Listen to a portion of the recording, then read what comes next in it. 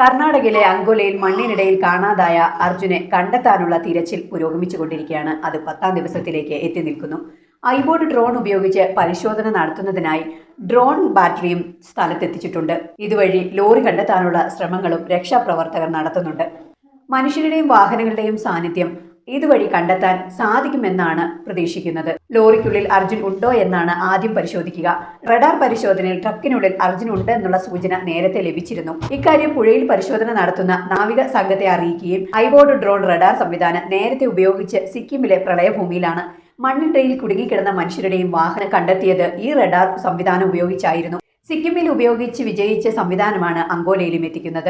36 വാഹനങ്ങളും 16 മൃതദേഹങ്ങളും മണ്ണിനിടയിൽ നിന്ന് കണ്ടെടുത്തിരുന്നതായി ഡ്രോണിന്റെ നിർമ്മാതാക്കൾ അവകാശപ്പെടുന്നു. ലോറി പുഴയിൽ തലകീഴായി മറിഞ്ഞ നിലയിലാണ് കണ്ടെത്തിയിട്ടുള്ളത്.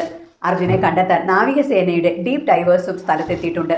ഡിങ്കി ബോട്ടുകൾ ഉപയോഗിച്ചാണ് നാവികസേനാംഗങ്ങൾ സ്ഥലത്ത് തിരച്ചിൽ ആരംഭിച്ചിരിക്കുന്നത്. 10ാം ദിവസം തെരച്ചിലെത്തിയിരിക്കുമ്പോൾ അർജുനെക്കുറിച്ചുള്ള യാതൊരു സൂചനയും തരാത്ത രീതിയിലാണ് ഇപ്പോൾ മുന്നോട്ട് പോയിക്കൊണ്ടിരിക്കുന്നത്. ഈ സ്ഥിതിയിൽ നമുക്ക് ഗവൺമെന്റിനെ വിശ്വസിക്കണോ വേണ്ടയോ എന്ന തരത്തിൽ എത്തി നിൽക്കുന്നു. എന്ത് തന്നെ ആയിരുന്നാലും എത്രയും വേഗം അർജുനെ കണ്ടുകിട്ടണം എന്ന് തന്നെയാണ് എല്ലാവരും ആഗ്രഹിക്കുന്നത്. കേരളക്കര ഇല്ല, ഇപ്പോൾ ഇന്ത്യ ഒട്ടാകെ അതിനുവേണ്ടി ആഗ്രഹിച്ചുകൊണ്ട് കാത്തിരിക്കുകയാണ്. നമ്മൾ പ്രതീക്ഷിക്കുന്നത് പോലെ തന്നെ അർജുൻ ജീവനോടെ തന്നെ തിരികെ കിട്ടണം എന്നാണ് ഓരോരുത്തരുടെയും പ്രാർത്ഥന. അതങ്ങനെ തന്നെ ആകട്ടെ എന്നും നമുക്ക് പ്രാർത്ഥിച്ച് കാത്തിരിക്കാം. കൂടുതൽ വാർത്തകൾക്കും അപ്ഡേഷനുമായി ഈ ചാനൽ സബ്സ്ക്രൈബ് ചെയ്യുക.